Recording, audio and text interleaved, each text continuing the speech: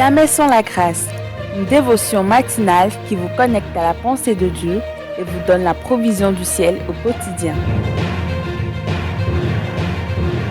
Bonjour chers amis, chers internautes, chers téléspectateurs, nouvelle journée, nouvelle semaine également. Bienvenue dans cette nouvelle semaine qui n'est rien d'autre qu'une provision de Dieu, une opportunité que Dieu nous donne encore aujourd'hui de le découvrir autrement et d'aller dans une nouvelle dimension avec le Père. Merci pour tes précieux dons, en particulier ce jour que tu nous donnes. Nous demandons toute la sagesse afin que ce beau jour, cette belle semaine soit vraiment utile pour notre foi au nom puissant de Jésus. Amen. Alors, chers amis, chers internautes, nous continuons dans Jean chapitre 5, notre beau passage à partir du verset 5, là où il est écrit. Là se trouvait un homme malade depuis 38 ans. Jésus l'ayant vu coucher et sachant qu'il était malade depuis longtemps, il lui dit: veux-tu être guéri? Le malade lui répondit: Seigneur, je n'ai personne pour me jeter dans la piscine. Amen. Oui, donc c'est depuis un moment, ce passage est très nourrissant pour nous, et la déclaration, ce qui sort de ça, c'est de voir combien de personnes aujourd'hui, malheureusement, vont juste s'arrêter devant l'obstacle.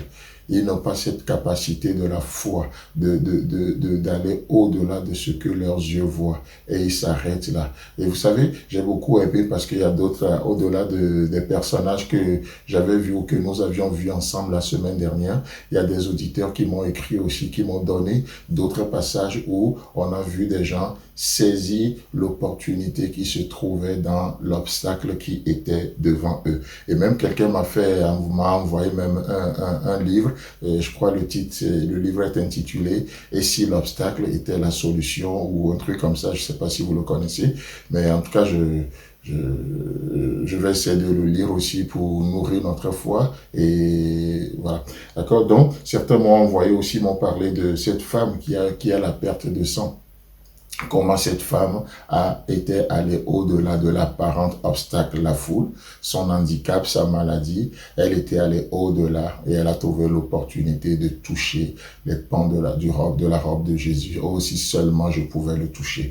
Il y a un autre qui m'a parlé aussi de la femme cananéenne. Vous savez, elle est venue devant Jésus, et là, l'obstacle apparemment était Jésus lui-même, parce que Jésus lui a dit, il n'est pas permis de donner la nourriture des enfants aux chiens. Waouh, quelle insulte, quelle interprétation on peut faire. Mais cette femme n'a pas fait cas de cette parole. Elle dit: oh, maître, Seigneur, même les chiens mangent les miettes qui tombent de la table de leur maître. Elle a enjambé cet obstacle culturel, cet obstacle théologique, et elle a vécu quelque chose d'extraordinaire avec le Seigneur. Vous savez, parfois, peut-être que vous êtes comme ce paralytique. Je ne sais pas combien de temps vous faites devant cet obstacle. Je ne sais pas combien de fois vous avez échoué dans cette situation présente. Mais une chose est sûre, c'est que cet homme a passé 38 ans, une vie d'échec, n'est-ce pas? Mais la chose qui est une difficulté, mais ce qui est extraordinaire, c'est de voir que Jésus-Christ, tout comme il n'a pas demandé à cet homme de lui expliquer pourquoi il a échoué, mais Jésus-Christ propose juste une chose: veux-tu être guéri? Vous savez quoi? Jésus-Christ n'est pas non plus venu, parce que nous sommes dans un monde où aujourd'hui on dit: mais si Dieu existe, si Dieu est amour, pourquoi tant de souffrances? Et tellement de réflexions se font de gauche à droite, n'est-ce pas? Mais une chose que j'aimerais vous dire ce matin, c'est que tout comme Jésus n'a pas demandé à cet homme, ce paralytique, de lui expliquer sa souffrance, laissez-moi vous dire que Jésus-Christ n'est pas non plus venu pour nous expliquer la souffrance. Jésus-Christ n'est pas venu pour expliquer ta souffrance. Il est venu pour la remplir de sa présence. Est-ce que quelqu'un m'entend ce matin? Jésus-Christ n'est pas venu t'expliquer ta situation présente. Il n'est pas là pour t'expliquer ton problème, mais il est là pour le remplir de sa présence. C'est pour ça qu'il s'appelle Emmanuel, Dieu avec nous, Christ en nous, l'espérance de la gloire. Je trouve ça tellement fabuleux. Il est là à nos côtés. Et quand il est là, la paix de Dieu qui surpasse toute intelligence peut garder nos cœurs et nos pensées en lui. Et quand il est là dans la fournaise, comme il a été avec d'autres personnes avant nous, qu'est-ce qui se passe? La fournaise ne peut pas nous brûler. Et quand tu traverses traverses les eaux ne te submergeront pas. Et quand tu traverses le feu ne te brûlera pas. Oh, Daniel et ses amis l'ont expérimenté, n'est-ce pas?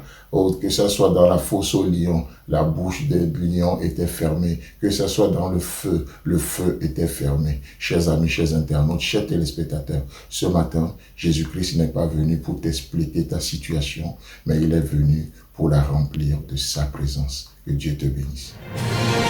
Si vous avez aimé cette émission, parlez-en à vos amis. Parlez-leur du message de la grâce et de ce qu'il fait dans vos vies. Pour un sujet de prière, une question ou pour devenir partenaire, contactez-nous au 00229 94 75 80 20. Que Dieu vous bénisse et à la prochaine. En attendant, pensez avec Dieu.